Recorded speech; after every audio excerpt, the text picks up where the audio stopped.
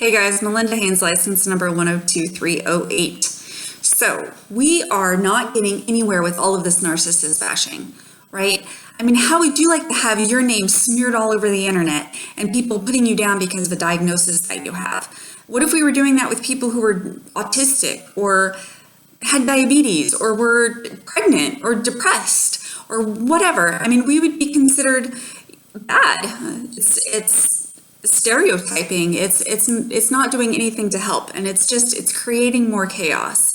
Now, for us, it seems kind of nice to call them evil and banish them from the earth. We like to think of them as villains who are plotting our demise, because thinking of them as kids who survived trauma makes them human. Thinking of them as emotionally delayed with poor coping skills makes their behavior make sense. And we don't want to do that. We want to be angry. We want to push them away. So let's think of it this way. What if the narcissist isn't actually plotting and conniving? What if they are fighting to survive? What if these behaviors were necessary for survival in their childhood? What if they had to stuff their emotions, manipulate, and lie just in order to survive or to avoid being hurt? What if they had to walk on eggshells, jump through hoops, and do backflips on the daily just to get through the day, just to avoid being beaten? What if their normal was chaos? What if they never learned any different? Now, I'm not saying that this makes their behavior okay.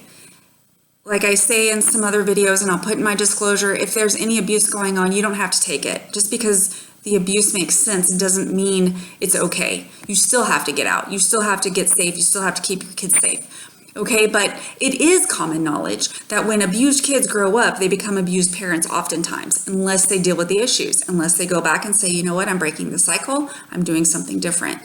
Okay, but if we've got somebody who's stuck in a pattern, they're stuck in an immature place of development, emotional development and cognitive development, how are they going to know to have those skills that they can change? They're still surviving.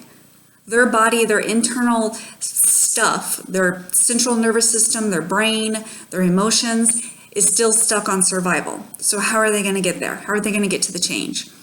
So is narcissism really untreated trauma?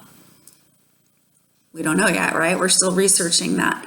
But what if that's the case? What if they are suffering from that? Now, there's currently a movement that's really promoting this whole developmental trauma diagnoses, okay? Because currently we don't have that. We just have post-traumatic stress, which has to involve some kind of a life threat, like a threat on your life, or like witnessing somebody die or potentially die or come close to dying, something like that. And then we have, these personality disorders. We don't really have anything that says, okay, look, I grew up from the time I was conceived, basically until the time I was 16, 17, 18, left home. I grew up in abuse and neglect and ridicule and trauma. We don't have a diagnosis for that, because that kind of stuff, the scars that we carry and the behaviors that we carry, can look a lot like personality disorders. So should we be treating them as personality disorders, or should we be treating them as complex trauma? We don't know yet. We're still looking. So let's start some positive talks about this. This right now, as I'm recording this, it is National Mental Health Awareness Month. So let's be aware. Let's talk about it. What do you think? Anyways, thanks for watching.